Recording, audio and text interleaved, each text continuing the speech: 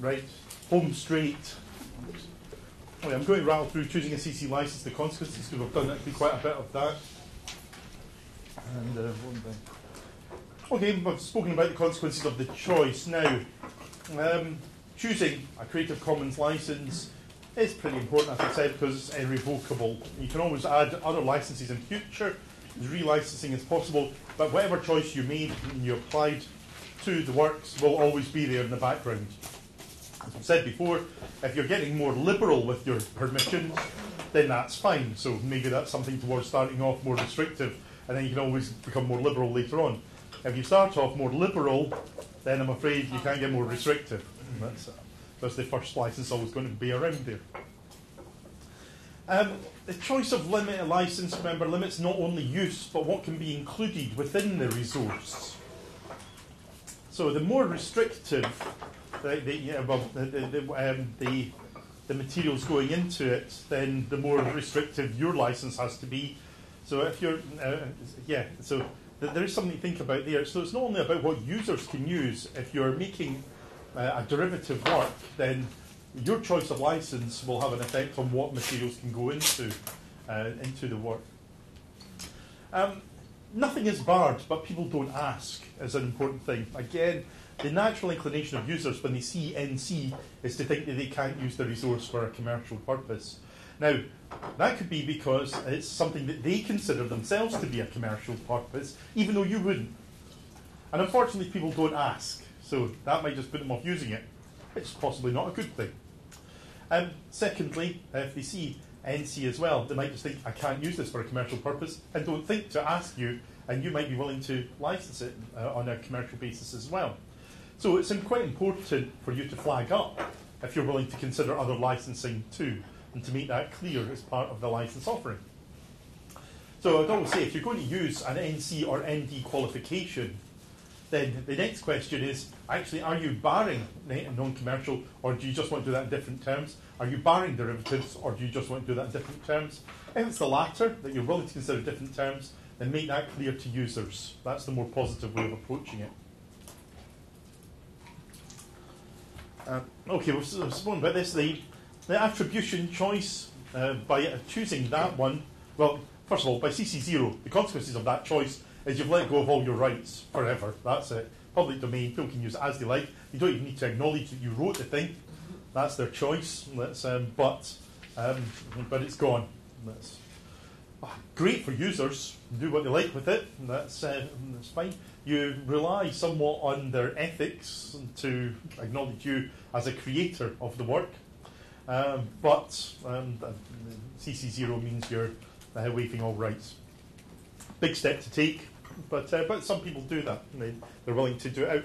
Why might you do that? Well, actually, if you have a website that's the source of CC0 material, if you're putting it up and say anyone can use it, you might rely on the fact that people will find their way back to your site. And so you can end up with a website with lots of hits and lots of traffic, and whether that be for your personal gratification, enhancement of your reputation, or indeed for getting click-through advertising and making money, whatever way it may be, then CC0 might actually work for that. So there are instances where it's worthwhile considering. Difficult step to take, mind you, to accept once you're letting everything go. It avoids attribution stacking. It's the other big thing as well. It means that your stuff can feed into others, and they can either cut down your attribution as they like or get rid of it. Downside is that you have no recognition potentially for the work that's done. Attribution, the consequence of using just that one is that all sorts of other use isn't restricted. You can use commercial, you can use the material for commercial activity, you can produce derivatives.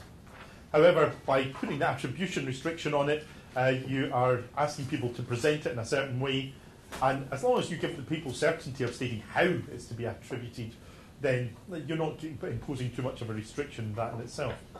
Non-commercial introduced something that people are going to have to think about and deal with that issue about what's commercial and what's not, which is tricky in many instances.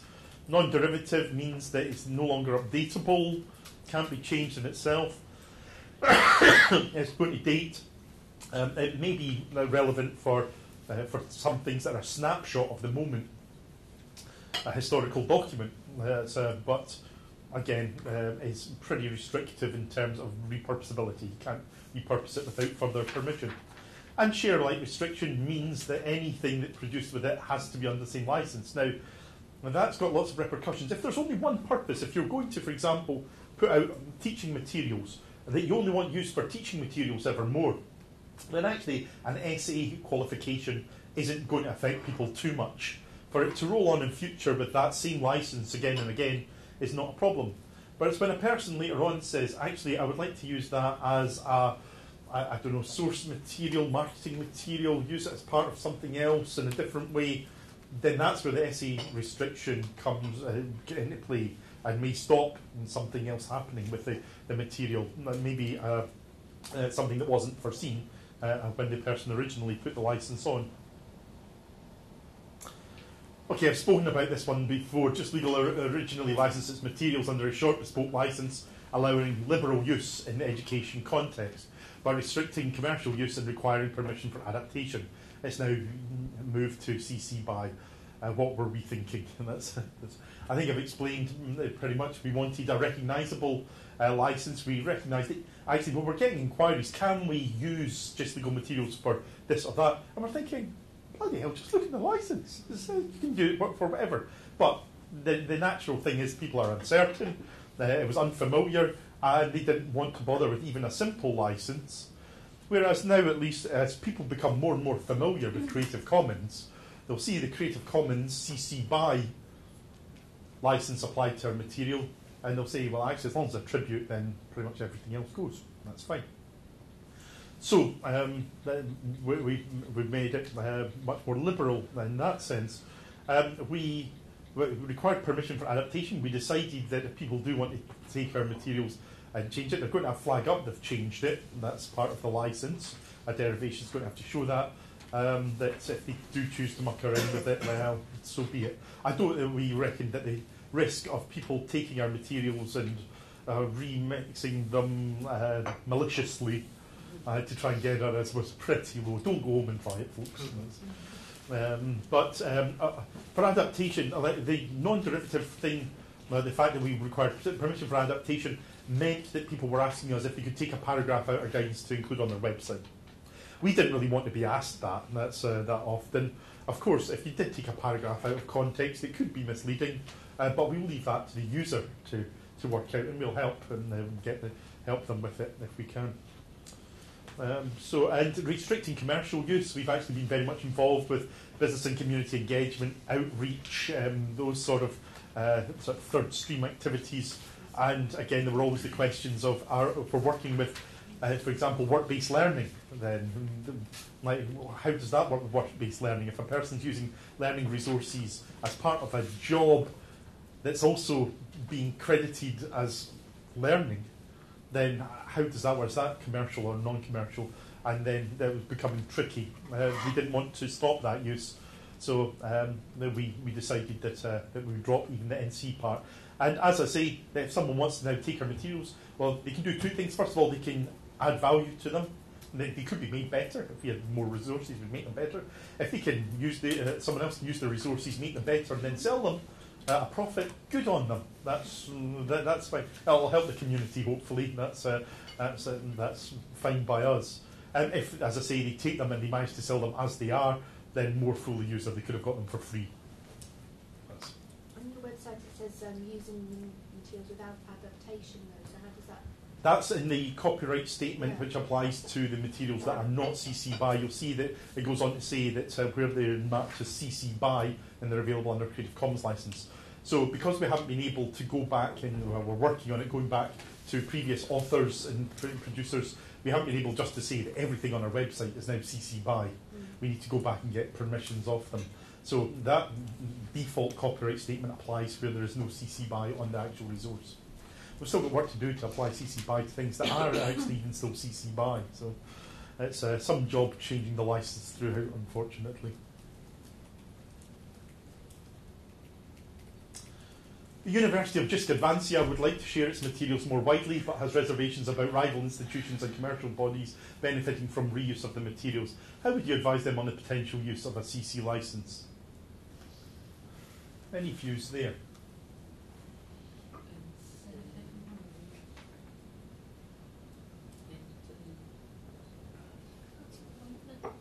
asking the question, why do they want to provide have your materials of the Creative Commons? Well, one question I'll ask them first, because otherwise I'm not certain why they want it. Okay.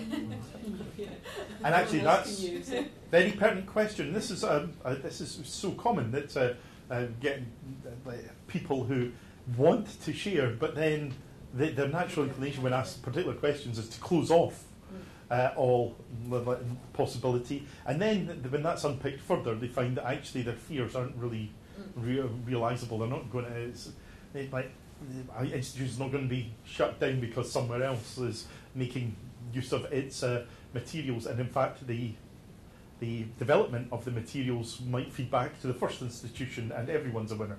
So yeah, I think that's pretty common. Again, the advantage that commercial bodies actually have using this, well, again, all they can do is take materials that are otherwise freely available and try and sell them. That's difficult. Some people do manage it. I know if you've ever had a health insurance card, EHC is it called, the European Health Insurance Card, there's a whole bunch of firms that do rather well in sorting out their Google ranking, so that if you look for the national, what was called E111 before, the European Health Insurance Card, if you Google for it, then you get the commercial providers first that basically send your form off to the National Health Service, because you have a right to this card for free. If you go to the NHS, you get the card for free. If you pay a commercial provider £20, they just send your form to the NHS and they get 20 quid for nothing. It happens in life, and it may happen there. It hasn't closed down the NHS yet. And that's this thing. And one could take ethical issue with the companies that are doing this, certainly, but it does go on in other areas. So, and if you talk to people in commercialisation departments of universities, generally the view is that they think, at least from their experiences, they can identify things which are commercialisable and they can make money from. It tends to be patents, and there tends to be much less in the area of copyrightable material that's going to make a solid profit. Generally, most academics publish textbooks for recognition in the field rather than huge rewards, monetary rewards through royalties checks. And very few lucky academics get big royalties checks through the post. So the dangers of losing commercial opportunity are generally overplayed. I think is fair to say. That's not to say that you shouldn't miss out on commercial opportunities where available, but there are sometimes compensating benefits. So again, it's about unpicking here the thinking. And again, the first question was absolutely right. That's you want to share. Why do you want to share? Why are you buying into this? What's your business model overall? And again, we're talking about the strategic management issues that are involved with adopting open educational resources as a strategy. All right, including other people's stuff in your OER. Right, some issues here. First of all, understanding the Creative Commons licenses. It's going to take a while, even though it's fairly straightforward. There are YouTube videos, and Vimeo videos, and all sorts of materials about understanding Creative Commons and what it is. It's a learning curve for project creators and rights holders, actually also for those that you're asking for permission. And again, one of the things that you have to watch is asking people for permission to release their stuff under Creative Commons is initially a big question, because it's irrevocable, perpetual, and it involves a loss of a fair number of rights. So the natural inclination is to say, don't know about that. The solution is education and changing perceptions, understanding Creative Commons as permissions, not about restrictions. That's even if you're using NC and ND, you're not restricted. Well, you are restricting under that license, non-commercial, or you're restricting commercial and derivative use. But that doesn't mean to say you're not going to allow it otherwise. And understanding the Creative Commons compatibilities, etc., so you know how to combine things together. So, you're the starting point being here. Read about Creative Commons. The creativecommons.org website's very good at giving information. And there's also a wiki attached where there's lots of discussions of issues that come up. There is various stages of consultation as to the UK 3.0 license. It's pretty technical, but it's something you might want to follow as well and get involved with. Right, okay, it's a question. We're back to voting buttons now, if you haven't lost them since the morning. That's it. If you're involved in the release of open educational resources at all, have you adopted a license? If so, which one? If you are in an institution where you use, or part of an institution where you use a variety or a non-CC license, it's 8. And if you're not part of anything, then you can just sit back, or you can press 9 as you like. So, but if you're part of a project that's decided upon a license, which one have you adopted? If you can remember.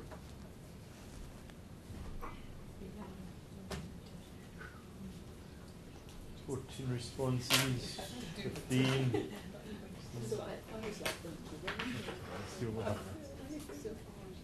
Oh, we have a countdown. That's what we're searching about. What car we not use?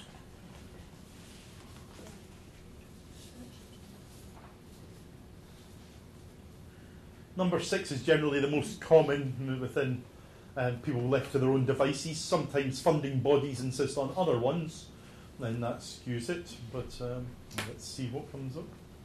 I think I need to press. Yes, okay. That's a typical number 6 for a third, and that's 30% for a various or non-SEC, and 30% not involved, and 1 using ND. Non-derivative, actually, in the medical world and medical resources, they are generally quite keen on ND ones because they don't want people to remix your organs or something like that. Something along those lines. The patchwork quilt. See, what is ideal is where you have a resource, a document, a video, an audio, or some combination of those as a package, a learning object, and you can apply 1 license to it. And that 1 license covers all, and it's nice. That, unfortunately, is not generally the way that we end up with. We often end up with a world of rich content and bright lights, but that means many licenses. Unfortunately, you cannot unilaterally change the license that someone else has granted over their work. You can try negotiating with them to move, and that's useful, and again, possibly should be done more often, and push them to another license, a more liberal license perhaps, or a more familiar license.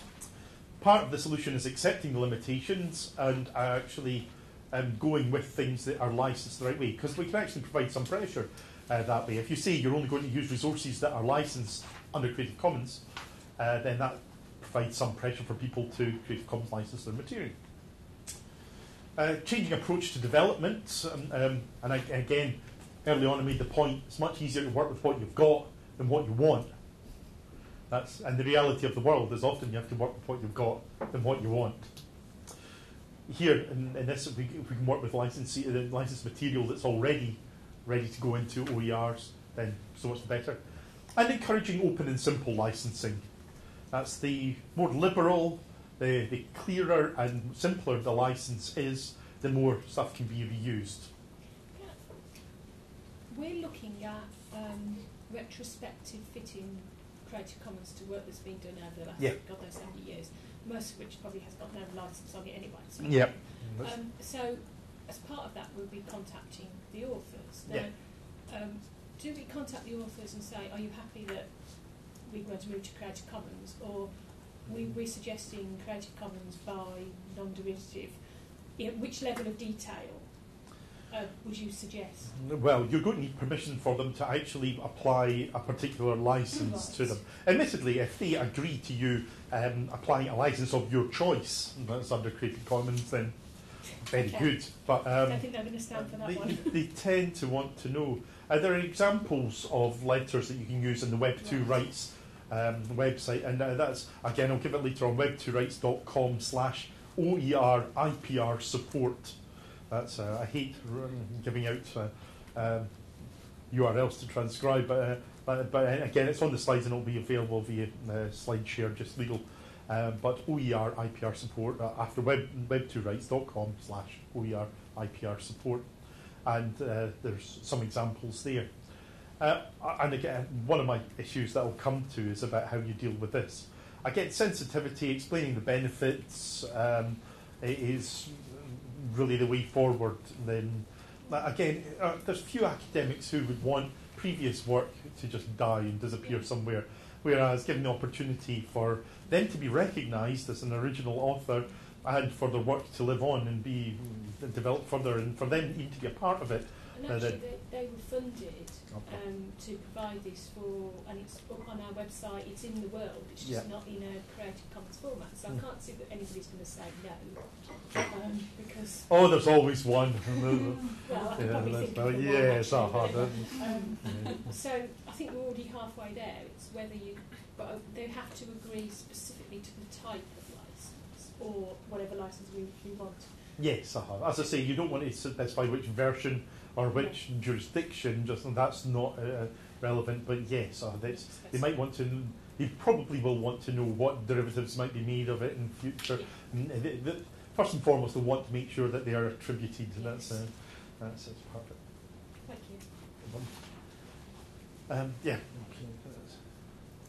you. For you, those of you who are involved in release of open educational resources, what's your expected audience for what you're producing?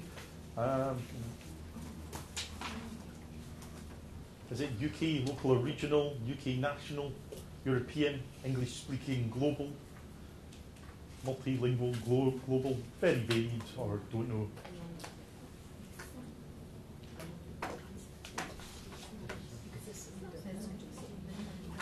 Can be a difficult question. Admittedly, if you're producing an OER of coastal walks in Fife, you're probably going for 1.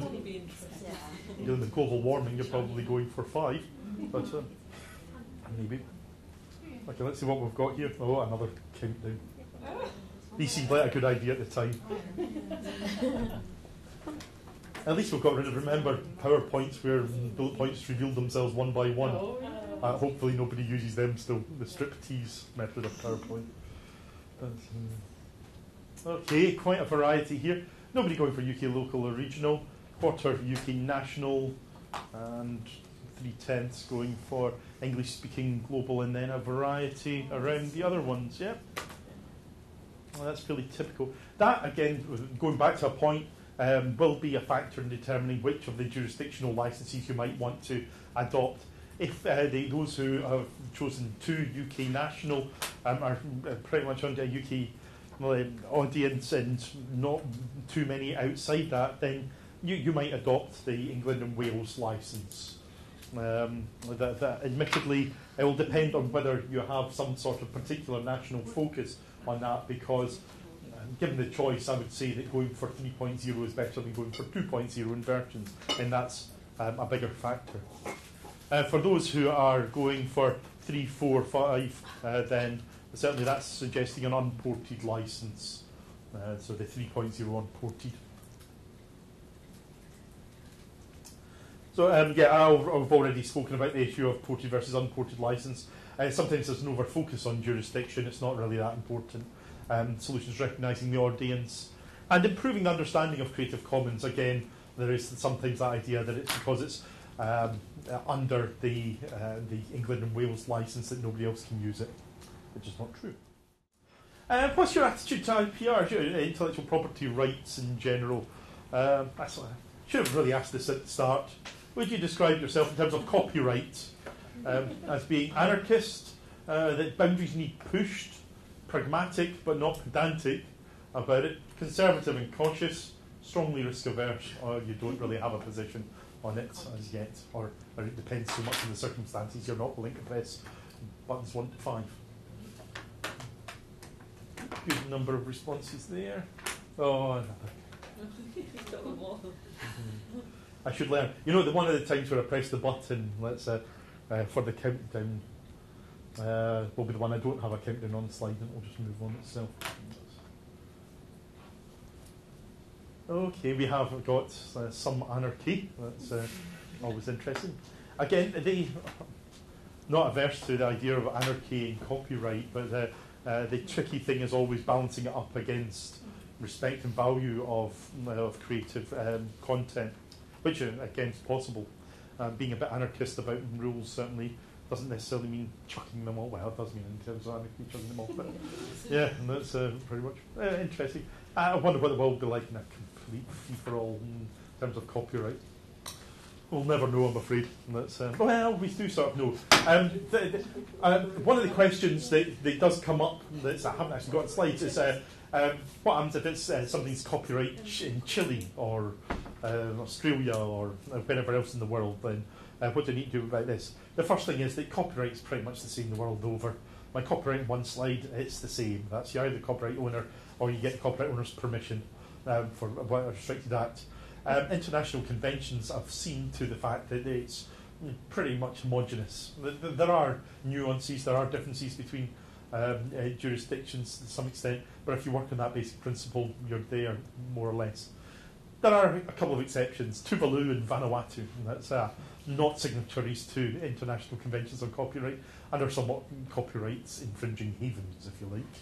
That's there. And like both are, I think, more or less atoll islands with lots of servers about 1 metre off the sea level.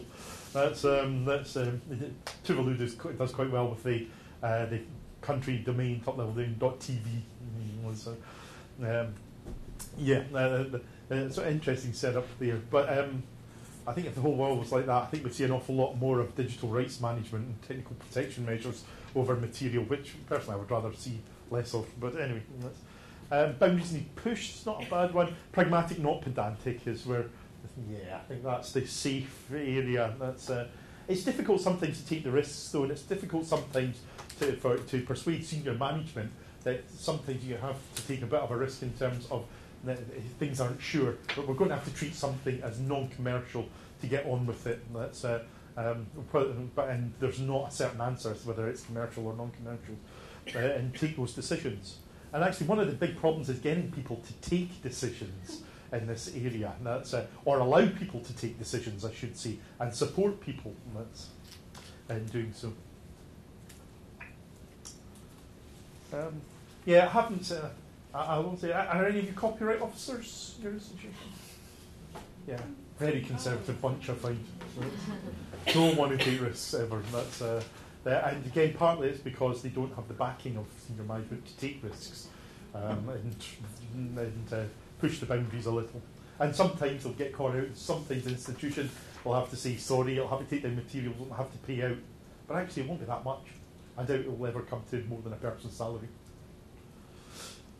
I'm not recommending that you take huge risk, though. That's certainly Wiley in America managed $13 million of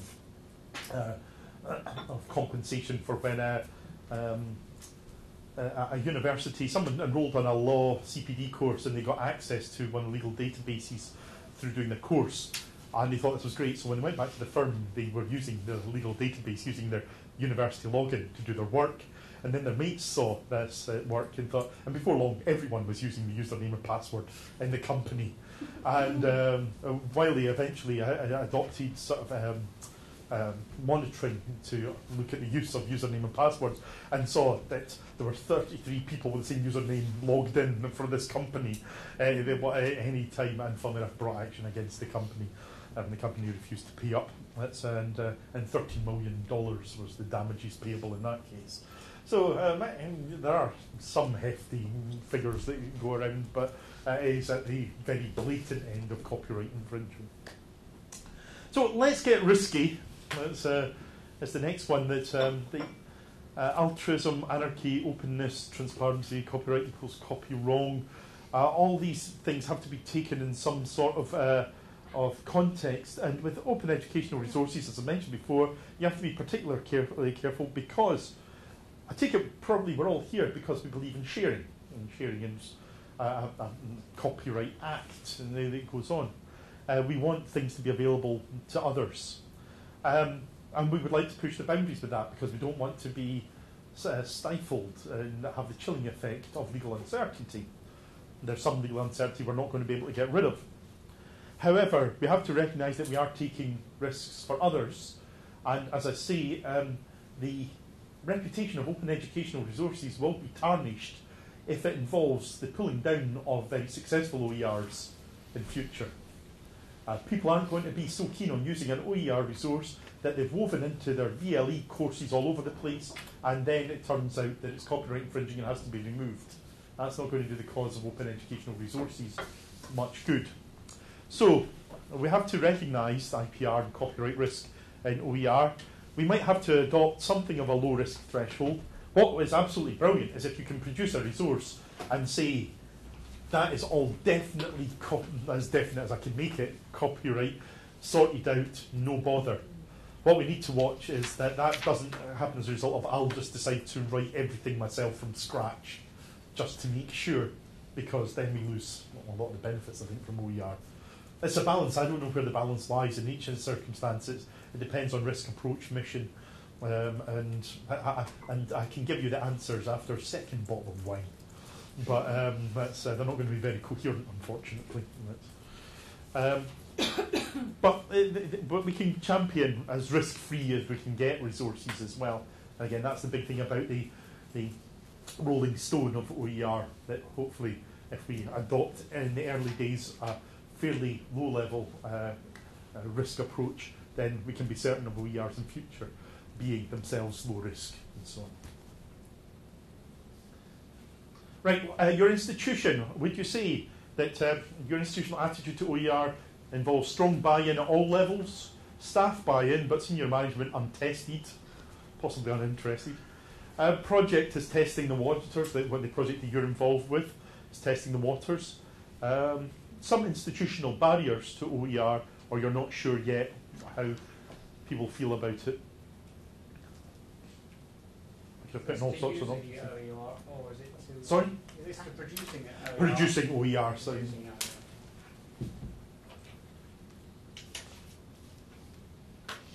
Again, it does sort of work on the assumption that unless someone's producing it, there's not going to be much to use. So I think everyone will say they'd like to use the OER because it's free and yeah. Okay. Oh no.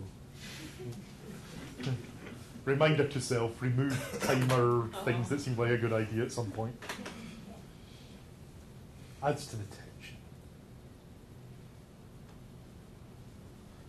Here we go. Strong buy-in at all levels from 20%. That's not bad. Staff buy-in, senior management untested. We'll go for untested rather than uninterested. 13%. And the majority, not the 38%, the largest portion, project is testing the waters. I think that's pretty common. Some institutional barriers, well, I'm imagining be the cultural barriers that tend to that come up. Me and my resources printed on blue paper and my colleague with his name on the bottom of every PowerPoint slide.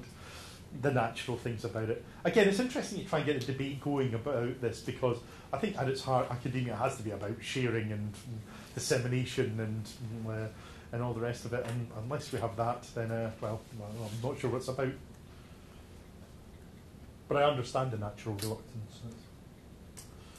And we've spoken before about sorting out the ownership issues, yours, mine, and minefields, ownership of IPR and academic work, denial and sensitivities. I think that that overall, that even though it's going to be a troubled journey, getting to the situation of certainty of ownership of IPR is pretty crucial in the future of HE and FE. That's we need to know what we can do with stuff.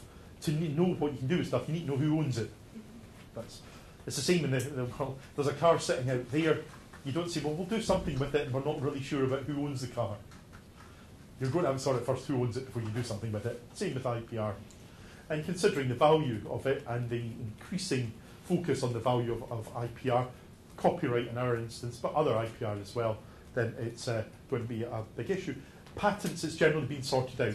Patents, because of the potential high value and also because they're much more easy to define, you have to apply for a patent, then the ownership of that tends to be sorted out at every institution I've come across. Because copyright vests automatically, you don't need to apply for copyright, it just happens. And because the value of it's less certain to work out, then people are a bit loath to engage in that question of who owns what. So who can do what with what material. The solution is getting senior management buy-in to tackle the issue and deal with it. Staff and student buy-in as well, because actually when you get people involved in discussions, they tend to come to some of the same answers. Admittedly, where the management decides just to issue a directive to the staff saying, oh, by the way, we own everything you do, then that tends to cause trouble for some reason. Yeah, the question of where does it say in my contract I need to do research? And so a diplomatic approach to OER, I think, is the one forward as well. Again, a directive from senior management saying, oh, by the way, all your stuff that you produce is going to be available to the world in perpetuity. You will be attributed, or you may not be attributed, or whatever. People can mash up their work as they like. That careful work that you spent years on, people can mash up as they like. A little bit of diplomacy, I think, is required there. In production of your OER so far, or in the near future that you're working on, how much third-party content is going into it? Are you producing stuff where the vast majority is third-party? Lots, some, a little, none, or large variations depending on what it is, or you don't know? Haha, timer.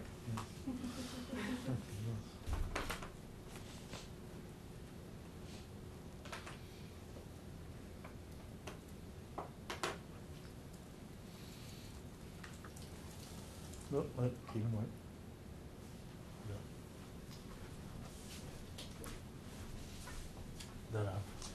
Okay, about half then for some. Okay, that's a fairly non-committal answer. Somewhere between lots and a little, with a mixture about that. Tends to be more varied than that. And others that have asked this question of, then it's some people have been producing OERs which have been more or less amalgamations of other people's work. And number 5, that's writing all ourselves tends to be more common. But it's actually that's good to see that that's down the bottom end, because if everyone's doing that, it's not particularly efficient. So I think we'll call that a nice middle ground, shall we?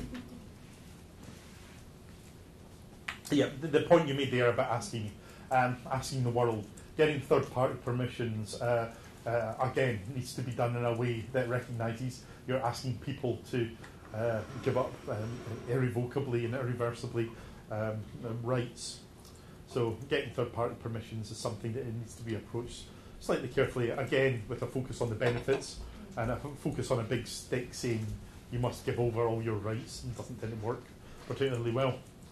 I think the world isn't changing fast enough, and that's again my point about the fact that an awful lot of materials are produced with no statement as to how they're to be used. People don't think about how they're to be used. I would love it when the save button comes up on your computer. Save under what license? That'd be fun, like, every time. You'd end up taking a hammer to the computer, no doubt, before too long. But yeah, it would be interesting. It would certainly provide much more clarity if every web page that went up, your system said what license do you want this material to be under, so on and so forth.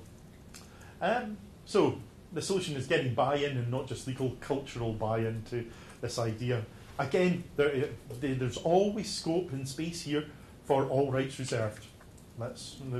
Open educational resources does not remove the fact that you can choose to protect your material and control very strictly the use of the material. We have to accept the limits, and they're currently there, and alter current approaches according to those limits.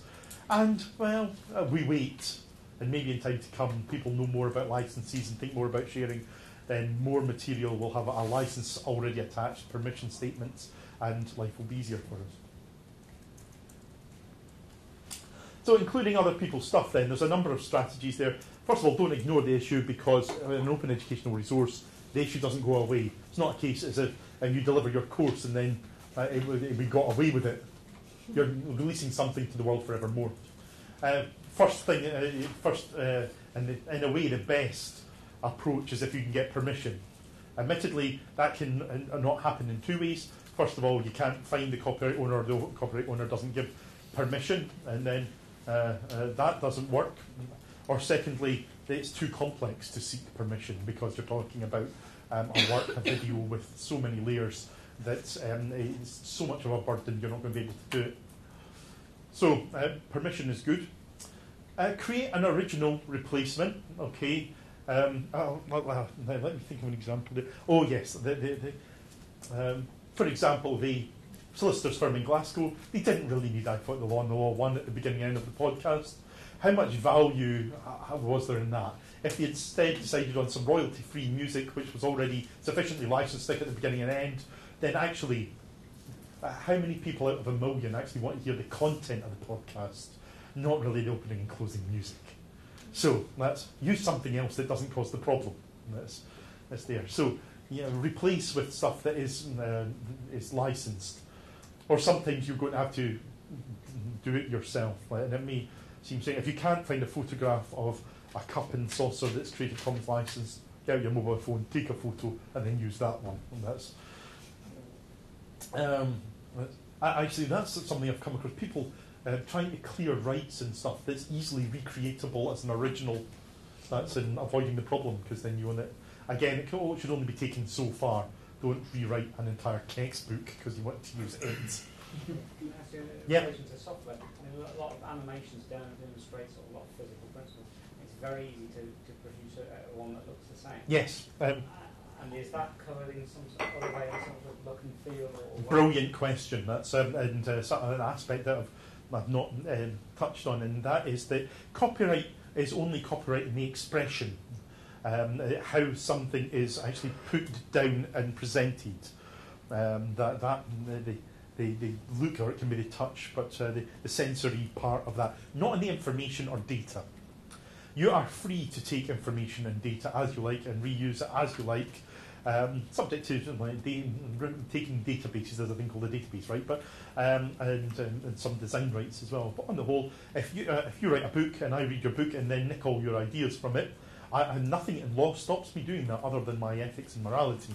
The law certainly has got nothing. I may choose to acknowledge that I can nick my ideas up with you, or stood on your shoulders, but or I may not. But that's my choice.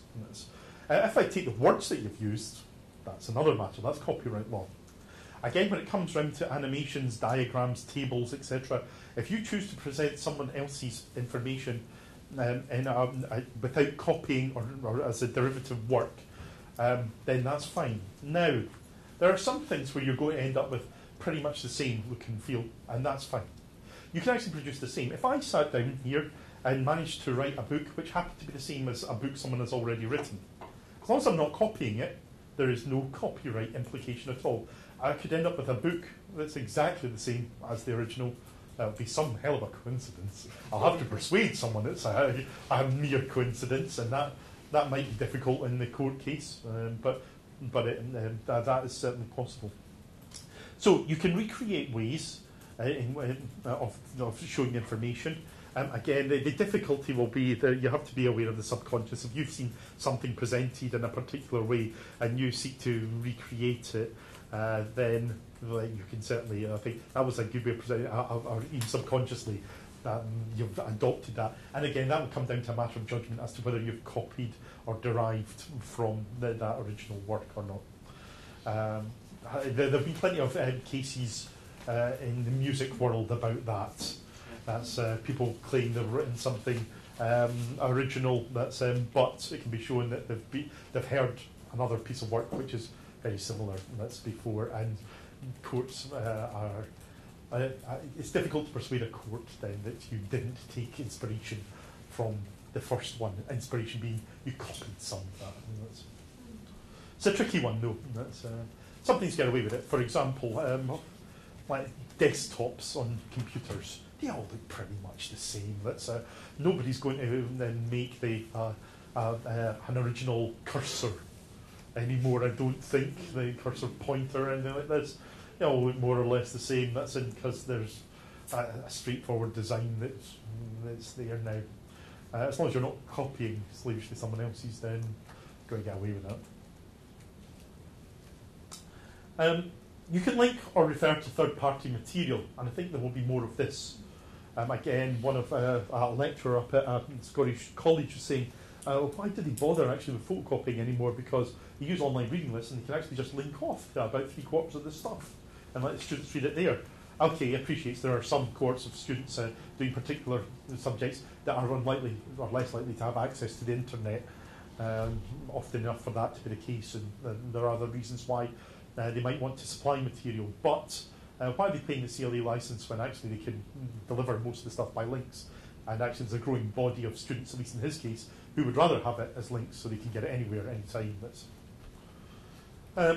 You can include materials which are not Creative Commons licensed and warn as to license limits. You might have, under your own licenses, the ability to include the materials you produce, certain things, a photograph, a bit of video, but nobody else can use them.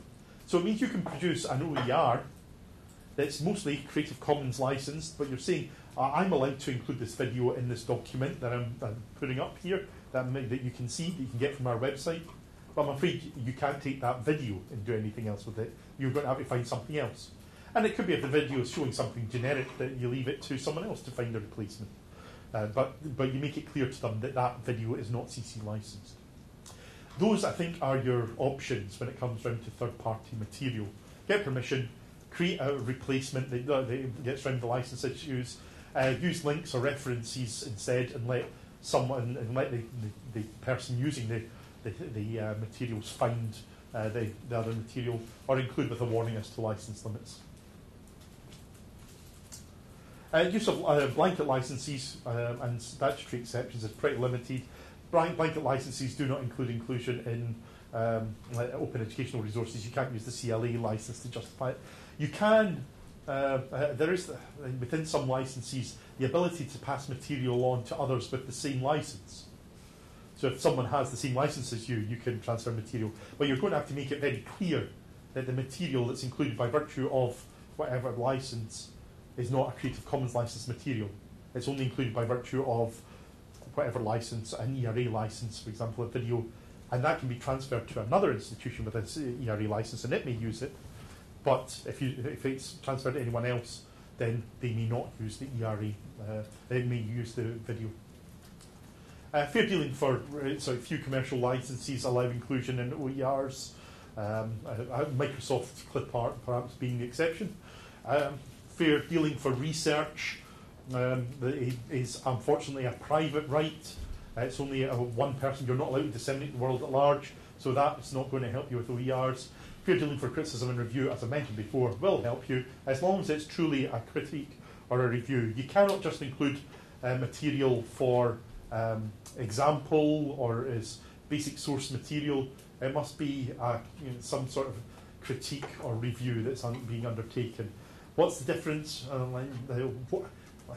There's obviously a continuum on a philosophic level up to reviewing criticism of analysis. Where does a particular piece of work lie? You have to decide if it's sufficient for criticism or review. Again, the test I think that's easiest is to say, if I was the owner of the copyright in this, would I be happy with that use? That's it, if I was being reasonable. Not everyone is. But. Right, here's a scenario then. The Modern Languages Department at the University of Central Scotland have recorded several vodcasts and wish to add some music to make them more interesting. Before making them available as open educational resources, how would you advise? Any views on that? Music, they can Copyright free music. Okay, right. Well, there's obviously copyright implications. Do they have any money? Not necessarily. Right, do they have any money here? Yeah, sorry, what's that? I'd say it doesn't sound as though it's necessary, and I think it's rather too complicated. Right, yeah, absolutely. That's so the question of is this some sort of embellishment that's just going to make their life very difficult and actually might not add an awful lot to the resource? Yeah. Get your guitar out. Get your guitar out, certainly. No, don't get your guitar out and play a modern pop song on it. That's your own composition. yeah, that's we had that. That's and just we were producing a webcast. Now, for various reasons, this turned out not to be a live webcast. It was recorded, and one of the guests came along and gave a great presentation using video. But unfortunately, afterwards I said, "Oh, this video that he used as part of the presentation, what license?" It's just a film and sound collection license under just that. Well, we don't actually have that. Our users will not have that. We can't give this out. So we had to remove the video and put in a copyright cleared piece of video, and to find one that they had the same point was pretty great fun trying to do that, and involved some Gaelic singing over the top of it. We ended up having to get someone who was a Gaelic singer in to record a piece of out of copyright Gaelic music. Get permissions for him to replace this. Oh, what a nightmare. So it was a reminder to self to check with people contributing to our webcasts that they are actually using stuff that we can reuse in future. So easy trap to fall into. It's not. I come from the commercial world where we buy music or have music composed and performed for us all the time. It's often not very expensive. You find a young graduate, a good composer who plays some music, and they'll compose something for you for a few £100. Depends on its length, and then the copyright's sorted. It's surprising what you can get. You just don't go to the London Philharmonic because you'll lose something. It'll cost you £80 grand. And cartoonists, actually, they're very good value as well. They produce graphics. That's and supporting young people in their new profession. That'd be very good. And, Garage band's very good for stings as well. Yeah. Or Mixter, there's a fantastic website called Mixter, which is Creative Commons music. Yeah. There's actually a web internet radio station called Royalty Free Music. Or is there another one? Yeah, Wake the Nation. Oh, Wake the Nation as well. That's, and loads of music websites. Yes. Yeah, where people put their music up on. It's really nice. You have to make sure the license, of course, allows you to record and reuse, which I'm not entirely sure about, but we'll have to check out. Yeah, well, I think we've got it there. That's well, first of all, it's unlikely in this situation that the music's going to be so crucial, the choice of music, that it's going to matter. So the idea of them picking like something off the top 10, that's the chart hits, and then try to clear the rights in that, just don't bother, please. But you find this so often. There's a blog post that I put up about 6 months ago describing this sort of process that people will go through to try and do it. And I think, what's the point? Let's consider removing the music. Certainly it might not actually add anything to it. There may be a pedagogic point of putting it into Breaker up. I'm not going to comment on that. If they decide so, then use music which is cleared in some way, shape or form, rather than breaking their back over this. But this is so common. Like, you know, so many embryonic open educational resources that I've seen contain stuff that's the big tripping block in copyright terms. It's unnecessary for the rest of the resource. Okay, using video. A consortium of institutions wish to devise a sociology OER dealing with domestic violence issues using a selection of clips from television and films as material for discussion. How would you advise them? Forget it. Okay. They could ask for permission. Sorry? They could ask for permission. Right, okay, asking for permission. The one saving grace is that some of this might be done through will be done through production companies who hopefully have dealt with all the underlying rights. So you only have one organisation to deal with, hopefully. So, but unfortunately, if they haven't cleared the rights with the people in there, then again, it's going to get too complicated. But if you have a production company that says, yeah, you can use that clip, either you can use that clip and that's fine, or you can use that clip for a couple of £100, that's fine. If they say you can use that clip for £250,000, well, sorry. Wouldn't that come under the review and criticism? It could do, right? So one thing that it's going to have to look at here is whether the inclusion of the clips is for review and criticism. If so, then you have to look at fair usage of the material, and yes, you will be able to use that, and it's a right we should use. So yes, it could do. Some of it might be used as an example or something as a spur, just to conversation and discussion. And again, one has to take judgment as to what is review and criticism, and how far can you push it in this context. What length is considered to be fair usage? Again, it's there is no guidance on that. In one area, the Society of Publishers, they said that they thought up to 400 words might be allowable in terms of text, but it so depends on the context. In a judgment of the European Court a couple of years ago, Infopack decision, it was decided 11 words was a copyright work and was protectable. And now, admittedly, that was not looking at fair dealing. Again, it's going to be what is fair. If you're talking about a short poem and doing a critique of that, then the whole poem might be fair. If you're talking about showing an hour and a half long feature film to critique, I don't know, some little aspect of it. That's not going to be fair by any stretch. Again, I think what you're looking at each time is, could you make that excerpt smaller and still achieve the purpose? And then a secondary question of, does that impinge upon the economic rights of the copyright holder? If you're going to end up showing something and it's going to be available for free where someone else is trying to sell the same thing, then that probably isn't going to be fair dealing. For creation review, do you have to ask permission, or do you? No. You don't? No. Okay. No, it's a permitted act. You can go ahead and do it.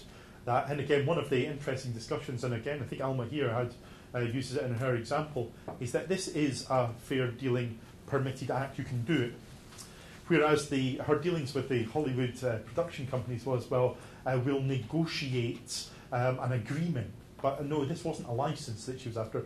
She was going to use this. Now, she was willing to negotiate with them to discuss what was fair, but they didn't have a right to impose what was fair, and if they didn't agree with what happened in the end, she could have gone ahead and said, yeah, we'll use that, so that's it, and see what happens.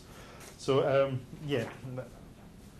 We do actually we do have things on our side. Like we can generally in dealing with people who produce stuff, you can say that this is for education. We're going to, and sometimes you have to limit the use of it. So actually, when open educational resources comes up, then that's more difficult. I think again to argue that you're going to possibly use something and reveal it to the world at large forevermore with a license that allows reuse forevermore. Again, that has to be, you have to consider fairness in that context as well, and it maybe gets a little bit more difficult. Whether that minute of explosion could have been put into an OER, I don't know. It was certainly, I think it was broadcast as part of an Open University programme, yeah. But again, the boundaries have not been tested yet. Okay, I think we've got to the part about this here. That's there could be the permitted act of fair dealing that would justify the inclusion. Otherwise, then it's going to have to be finding material. Again, there may be, with the growing base of open educational resource material we have available, it could be that there are video materials available that deal with this subject that are already cleared or available as OERs themselves. In which case, all the better. I think we're probably too early in OERs for that, because you'd have to be a bit lucky, I think, these days for that to be the case. But worthwhile having a look at that. Audit trails. How much paperwork should you keep as to permissions and all the rest of it? Well, the law doesn't require much in the way of formalities. It requires writing when you're transferring your rights to someone else, but when you're licensing, you can do that orally. That's you can actually grant a Creative Commons license orally, by the way. That's irrevocably forevermore. That's yeah. Watch what you say. Yeah. And there's also a control of exclusive licenses and must be in writing. But for non-exclusive licenses, ordinary licenses, and Creative Commons is non-exclusive, you can license by other means as well. Then there's no formality. There's no form of words. You just have to give someone permission. That's a licensing law. What evidence you want to keep depends on risk. If you do have permission to use a Pixar film clip, then you probably want to keep the paperwork with regards to that. Finding the right balance isn't always easy. Again, you don't want to go over the top and getting reams of paper and putting people off reams of paperwork. You want clear statements of permission, and you want that according to risk. Of course, one of the risks is when you're talking about dealing with staff, then there are sensitivities, as we know, as to ownership and use of people's research and academic materials. Therefore, that's probably an area of risk where you are wanting to make sure that you've got the paper trail that shows that Jason Miles Campbell actually did agree to being filmed at the Open University, giving a workshop on OER and Creative Commons. That wasn't my real signature I put on the form, by the way.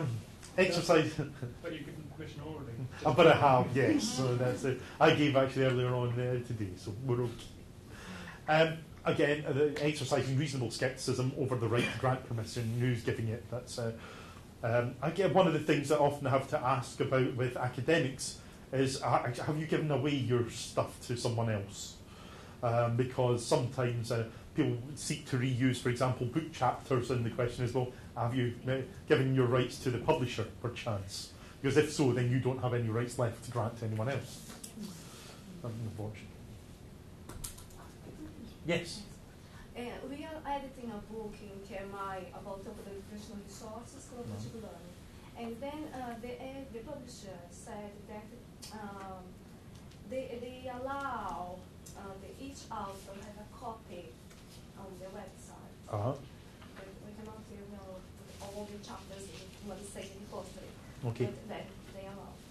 But the forward, they said that they will allow publish on the Creative Commons website. Okay. But under their copyright license. Okay. So then I said, but this is Creative Commons or not? Just for the forward. I was, don't understand if it's possible to. I don't understand it either. That's yes, sometimes it's possible to have two licenses. Sometimes the material can have it, Well, it is possible to have two licenses, but any user can choose to use whichever one they want. So if it's been licensed under Creative Commons, then why would anyone want to use the publisher license? So it doesn't make sense, the approach. Unless they... Well, no, that doesn't make sense. It's not unusual to find this, like people applying multiple licenses to things, and they don't quite make sense, and are trying to put restrictions on that other things contradict. One recently, actually an open courseware site in the US was causing a bit of confusion because under its terms and conditions it said all the material on the site was being granted under a Creative Commons license, and then at the bottom, the footer of each page, it said copyright University of something or other, all rights reserved. And the reason was because it was obviously framed in a template in the website which included copyright all rights reserved. But faced with that, then what do you do? Has there been a Creative Commons license applied to that or not? That's I think the intention was to do that, but again, what we did was get back in touch with them and said, this doesn't make much sense, you better sort this out for clarity. Would be a good thing to do. But in theory, isn't that if you've copyrighted the cover of the book, but it's Creative Commons for the content inside, in terms of that frame on the website? Because I can see that problem occurring where people suddenly hesitate because they see this copyright thing. Yeah, well, you could take it that the copyright or rights reserved only applies to the frame and not to the content. Yes, you could interpret it like that. Well, what I'm saying is there's not a certainty. You could interpret it to mean that the all rights reserved shows that that's applied otherwise, and this is not a material that is subject to the terms and conditions that appeared elsewhere. There's various ways in which it can be interpreted. You could say that both licenses are, well, one's not a license, one's a restriction of a license. It's just not clear. It's obviously not what they intended, so it's something that gets sorted out. And I'm not sure what we sort of mediated in it, though it wasn't me, as one of my colleagues that was dealing with it. And I'm pretty sure it got sorted out, which was a case of them saying, actually, we don't want the all rights reserved at the bottom, but it's there because of the CMS setup or whatever. So appraising the approaches, I think I've already gone through this. Getting permission is the best way and the clearest, but can be very difficult, and sometimes just doesn't work. Including under a separate license or exception means that you end up with a patchwork, but it means at least you have an entire work altogether. Linking or referencing is straightforward, but it means you've got stuff missing from your document or video or audio or whatever it is. People are going to have to go off and go elsewhere. Recreating, it means you having to put in further work to recreate a third-party material. So top tips for avoiding OER, IPR trouble. First of all, there's acceptance of the fact, and get people to accept that copyright isn't going to change much. You do get some involved in open educational resources that come from the anarchist side that says that they should get rid of all of copyright and we'll just make everything available to share forever and whatever it is. And if I want to take Pixar movies or whatever, James Bond or The Killer's latest music or Girls Aloud, and put it onto an OER, then that should all be great. That's what we should do, and stuff the big companies. That's not going to take us very far in OER. It's amazing OER though. I'll look forward to that one. But Yeah, copyright isn't going to change much. The fact is the copyright owner is going to retain the right to control. There may be tweaks to it. Orphan works is something that I've not spoken about yet. That's the situation where the copyright owner can no longer be found or traced. And in that situation, the current situation is you can do nothing with the work except take a risk management decision to use it, knowing that the copyright owner might come along later and knowing that you don't have certainty. There are currently proposals to have a sort of digital rights clearance house for orphans works, which will mean that you take out a license which will be fairly low cost, and everyone will pay sort of for orphaned works. And should people come along later on, they will be paid out of sort of the insurance pot that comes up. That would be quite nice. That's because generally those who are using orphaned works have actually made diligent efforts to try and find the copyright owners. So, and there's loads of stuff that nobody knows who owns anymore. So it'd be nice to be able to bring that back into the world of use. So, but at the moment, we have to live with the reality and accept it, that we can make our life easy by the choice of stuff that we put into open educational resources for a start, and that's where we can't get permission, then we have to accept that. And either there are some instances, for example, if remember the days of the bullet points that were the little spinning globes and stuff like that. Yeah, I'm old enough to remember these, but there's that. I don't think we'll ever see the copyright owner of the spinning green globes ever again. So if one wants to use those as part of an OER, then they try to track down whoever originally came up with these rotating GIF bullet points. I don't think it's worth it. Stick it up. That's a risk management decision I would take. But there's some things where there's going to be stuff we can't use as part of an OER. Be mindful of tensions and sensitivities. Creative Commons does mean giving something away forever. If you're doing that with other people's stuff, then a certain approach is going to be necessary. Avoidance of, or avoid complex licensing. It's easy for things to get out of hand. Link and split, if you, what I mean by that is that if you have part of a document subject to one license and another part subject to another, make it 2 documents. If you've got 2 videos, make it 2. It makes life so much easier than trying to explain. In this video, the excerpt contained in 1 minute 33 to 1 minute 59 is not Creative Commons licensed. As a user later on, that becomes a bit of a nightmare. Easier, create 2 videos. And it might be one video says, after watching this, then go to the second video, which is under a different license, or link to it. Focus on what's available rather than what you can't have easily. Don't include I fought the law and the law won as part of an OER. Promote change in the creative world. Many people do want to share, but the legal default is set otherwise. As I've said, make sure the works that you're creating state how you want them to be reused in the future. Get clarity as to ownership of copyright works before they are created.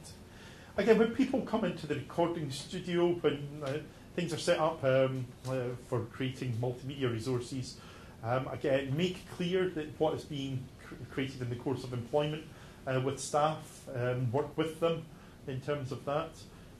And again, be wary of the situation where people are doing things beyond the normal job role. Help out users. That's users of OERs. Define your terms, such as attribution and commercial use, so they're not guessing. Use and contribute Creative Commons license material to repositories, databases, and collections. I think the point was made over here that you can have Creative Commons licensed material that can be hidden away, so nobody will ever find it, and that's really not much use either. So one thing that will help those producing OER in future are those who are able to get hold of previously produced OER and disseminated OER. So as long as you agree with sharing, then sharing widely as possible is good. That also means using things like metadata and other good practice to ensure that it's findable, and yeah, people can interrogate the use that they want to make of it. Certainly machine readable licenses are a pretty good thing when it comes to searches.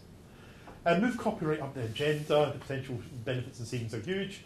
When you go back, find a member of senior management, drag them off for a coffee, and speak to him and her about how your institution can improve copyright if you're not an institution that is at the top of its game in copyright terms, and again, how many institutions have copyright induction for new staff? Or indeed refreshers for staff. Again, I think is probably something that could be done. Finally, use the support that's available. You don't need to do it all on your own.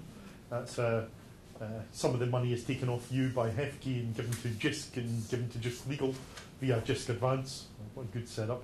But we've been paid to help you. There are other projects there to help you. And the advantage is that, for example, at JISC Legal, whenever you inquire of us, then we identify frequently asked questions. We are proactive in providing information as well, but we can also respond to the questions that are coming up elsewhere. Now, an advantage that I have standing here, there are other copyright experts in the world. There are people down in London at some of the big solicitors' firms who are fantastic copyright lawyers, but they aren't quite so up on what goes on in colleges and universities. If I've got anything, it's hopefully a whole range of stories from colleges and universities about what goes on, and hopefully we can recycle some of the practice that you find out as well, and let others know about it in the community. There we go, sources of support, justlegal.ac.uk, web2rights.org.uk was a project that finished a couple of years ago, but has got the resources from that project is there. The consultancy's website is web2rights.com and /OER IPR support is the particular support for open educational resources. And the creativecommons.org website as well is pretty good in giving information. Again, I think you want a situation where now with the way that Creative Commons has taken off, faster than I expected it to, I have to say, that you probably want all your staff more or less to have some idea about what Creative Commons is about, not least so they can make use of it even if they're not producing it themselves.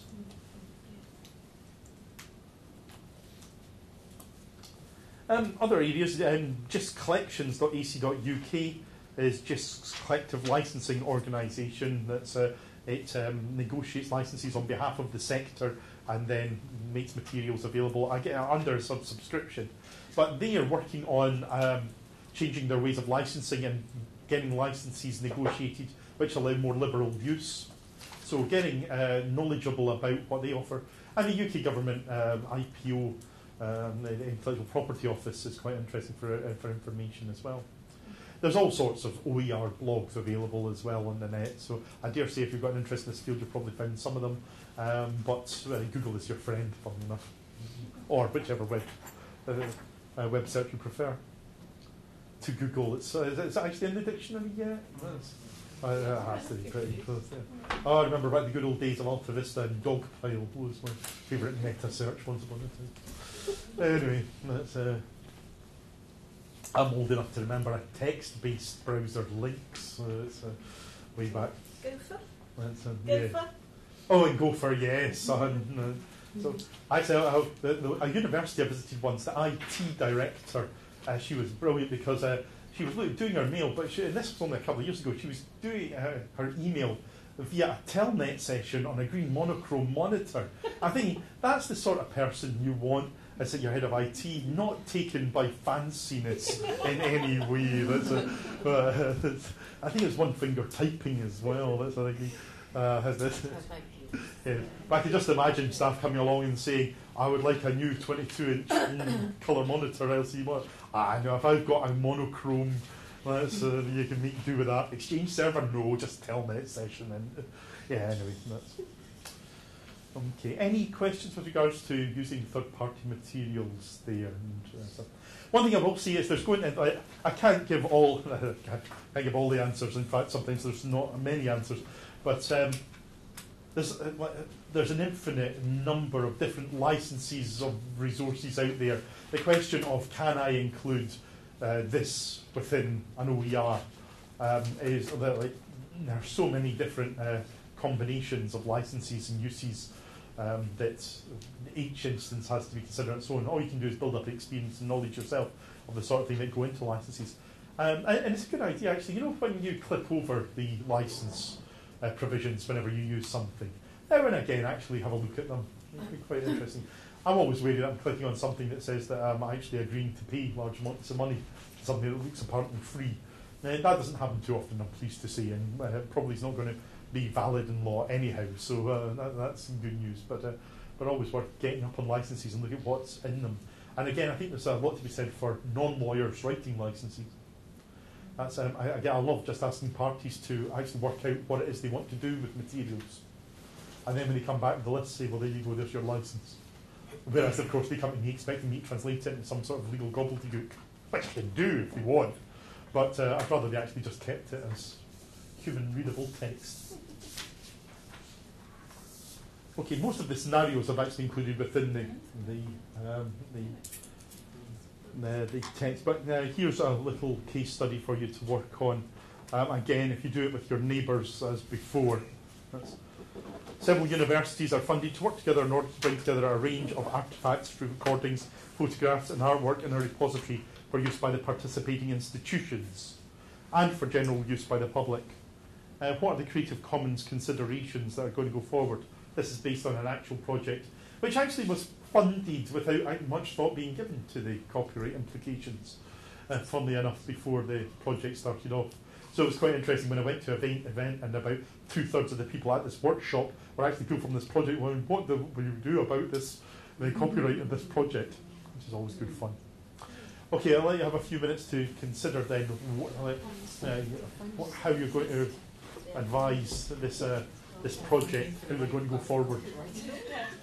Again, the question was asked, the range of artefacts. Well, what the idea was that there were artefacts in museums and collections, university collections, and it was to record them and put them up. So generally taking photographs of them and dealing with them. So what did you think there then? What was your what considerations did you have for this project? After they started or before they started? Well, let's say before they started. How would you advise them? Let's go ahead. I think before it would be good if they had an idea, that they'd like, which of the licenses they'd like this collection to be. If they'd really like only to have things that anyone could use for anything, that might change the way they choose the objects. Might be an idea to think on that level. Yeah. Okay. Yeah. And actually that sort of happened. They had actually loads of photographs that they quickly identified they didn't have the resources to deal with in terms of copyright, and that's in clearance. Especially because some of the photographs indeed were recent enough that there were data protection issues as well as copyright issues. And again, that's another thing that comes up when you have identifiable people in photographs, and that's so the choice of things can be guided by the license that you want to give it out under, and how much resources you've got, and how much time you want to spend on trying to make things available. Okay. Other might want to check the terms and conditions of the funding body. They may have set some criteria for you that somebody's forgotten about. Indeed. Were you involved in this project? Done that. You might want to set aside a fund. There's going to be third party in here. You might want to set aside a really easy way that if anybody's got a claim against you, you're making absolutely clear they can get to you, and you've made absolutely clear you've made every effort to get to them. But if you put something in place that says you can claim against us, and you put aside a fund, I would have thought you would be not squeaky clean, but you would have got as far as you could get in terms of protecting in the future against more dangerous claims. A statement such as that we have taken all efforts to track down the copyright owner of this image and have been unable to find an owner. If you're the owner, please contact.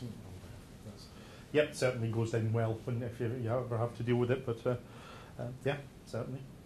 And again, about the funding, actually, in this situation, what happened was the funder had used their standard terms and conditions of fund, which weren't actually very appropriate for this project at all. So they had to actually go back and renegotiate with the funder. Actually, the funder wasn't averse to, because they hadn't bothered to think about it beforehand either. So.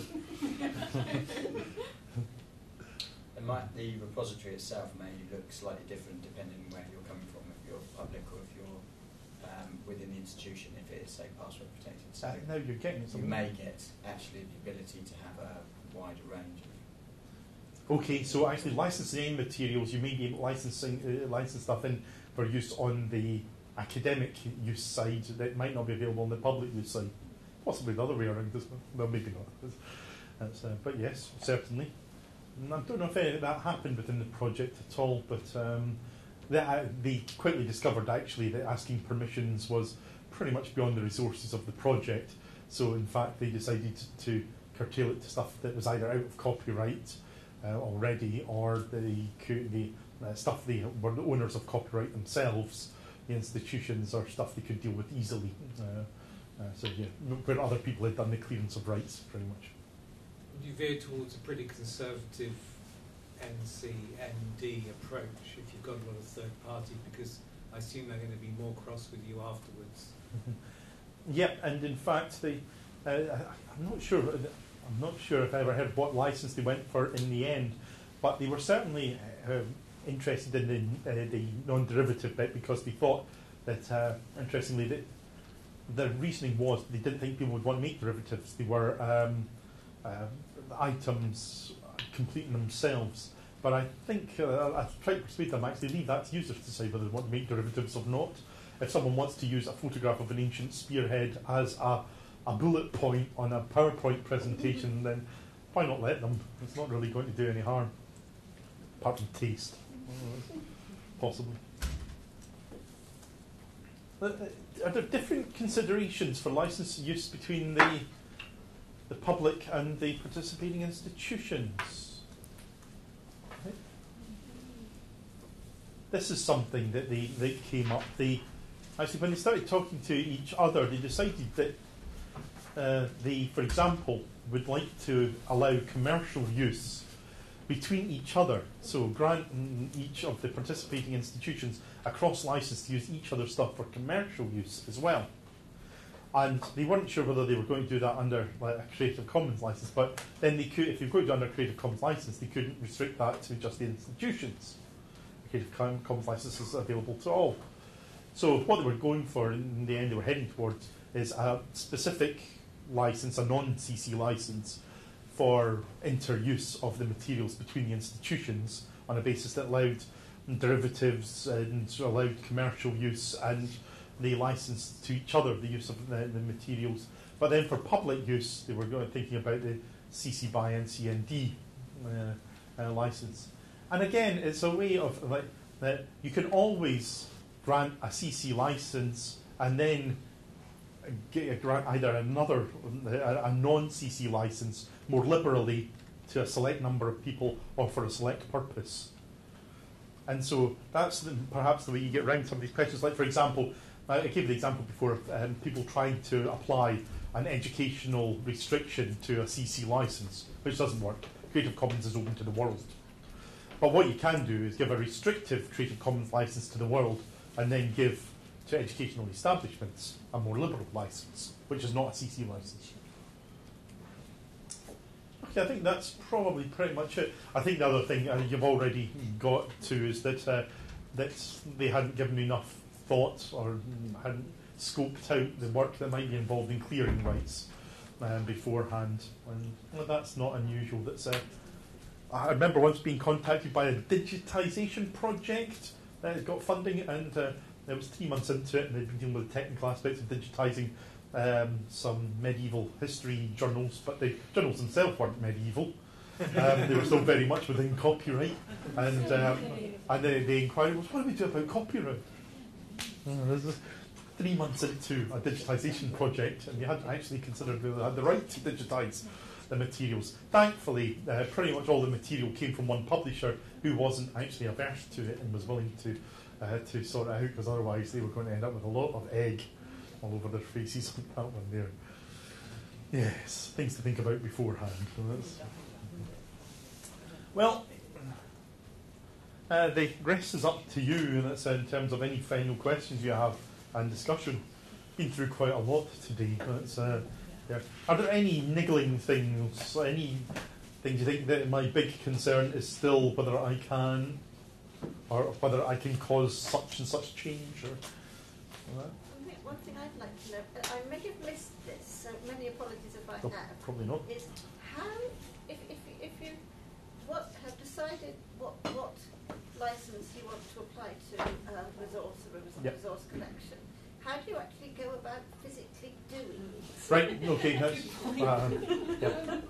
the Creative Commons website, first of all, it's the easiest place to do it. There's a choose your license button. You go in that, you click the buttons to see which options you're choosing, and it gives you the text to put on your resource or read out as part of your audio or put on the screen on the video.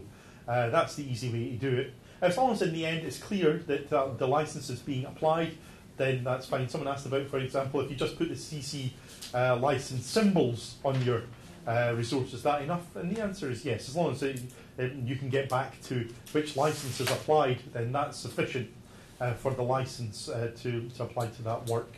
You probably want, as I say, out of good practice, want to supply more, like specifying how attribution is to be done, and specifying someone to contact if the person wants to use the work beyond the Creative Commons license limits. But that's good practice, not necessity. So the necessity is just making it clear that there's a Creative Commons license. How you do that can be any means, but as I say, the creativecommons.org website provides a mechanism of giving you the text. And actually it's quite fun. You can get it as HTML text, which will actually embed the little symbols and provide the links to the license as well and stuff. Can I use, if I've sort of found a Creative Commons learning object that say has got a share alike on it, and I use it within a large set of materials which the university is going to keep restricted, does that mean I can't use it because I can't share that again? No, what it will mean is that the materials that you're putting in have to be, and the derivative work has to be under the same license. Now, there is no restriction as to where you put it. So if you've then used it, let's say you put the share alike license on, and then you put it in a restricted area, then what it does mean is that someone who can get into the restricted area can take the work and then make it available to the world at large. The only protection you've got against it going outside is the fact that someone can't get at it. So we've got like a big set of materials, then there's learning objects, so then the attribution has to go directly under. Well, yes, you're going. So that it's isolated from the restricted ones. That's what you want to do. You want to treat that bit separately. You will not take the license off it because someone else applied the license. So it will always, wherever you have it, have the CC by SE or whatever version license it has on it. If you make a derivative work, you'll also need to keep that license on it because it's SE. You can't move from that license. You can put it wherever you like. You're not allowed to apply technical protection measures to it, but you're not having it in a restricted area is not applying a technical protection measure to it. If someone who gets into the restricted area gets that learning object and emails it to a friend, then they can do all the things that the license, that CC by SA license allows.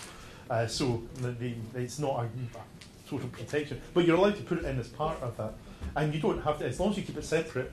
Then the derivative work is, or if you're deriving the work, or if it's not changing, is only the learning object. If you incorporate it in all the other materials, then the whole thing is a derivative work from that one thing, and you would need to license the whole thing under the SE license. Yeah, okay. And that's probably something you would know. By the sound of things, that's not going to happen. So. I have a question about open access. Yep. We teach languages. Mm-hmm. It's quite valuable. Mm-hmm. So there's open access gratis. Yep. Open access that you read, and then open access Libre. Yep. I want to run the process of trying to build an open access corpus. Yep. Do you have experience of who are the most friendly open access publishers? Yeah, that's to some extent. You know about the Sherpa Romeo project, yes, yeah, and Matt Dovey. It's just, I don't know if you've dealt with Matt Dovey, but he is D-O-V-E-Y, yes. Matt Dovey, I think is his, at just.ac.uk, is the person who's very much the linchpin in the way of open access and publishers. No, we don't deal with enough of them for me to have a sense of which ones are the more friendly in terms of open access and the various levels of open access. But yeah, I think he's the person to contact and he will help. Been a long day.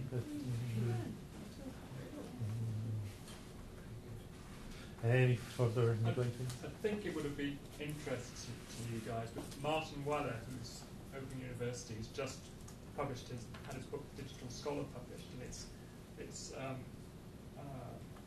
Creative Commons attribution, non-commercial share. He's quite adamant that you can just go in and do what the heck you like with it, which I find quite refreshing. I've not come across that with a publication. It's only in HTML. Is it? Yeah, you cannot get a PDF, only HTML. He wrote on his blog. Okay. But it allows derivative works, so you can change, you can adapt in anything, but you have to adapt it yourself. So if anyone wants to take the HTML version and turn it into Egyptian hieroglyphics, they're welcome. That's one thing. People sometimes don't believe it. You get works that are CC BY, and they'll say, I can't copy that. You can. You can share it around. You like with it. CC and then things won't touch it. Absolutely. Sorry, was there a question I interrupted you? No.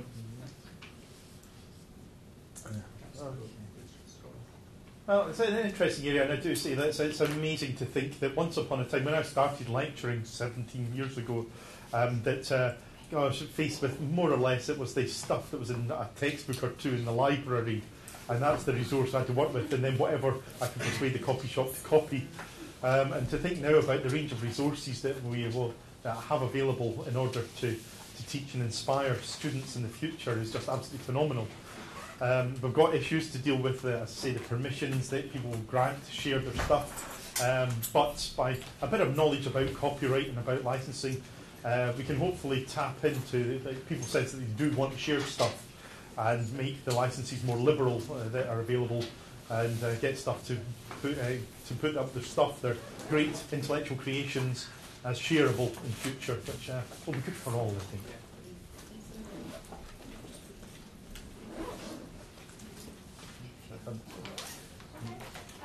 Thanks very much, Jason. That was a lot of information and very important today. Thank you. Thank you. Yeah, thank you for getting involved. It makes my day much easier.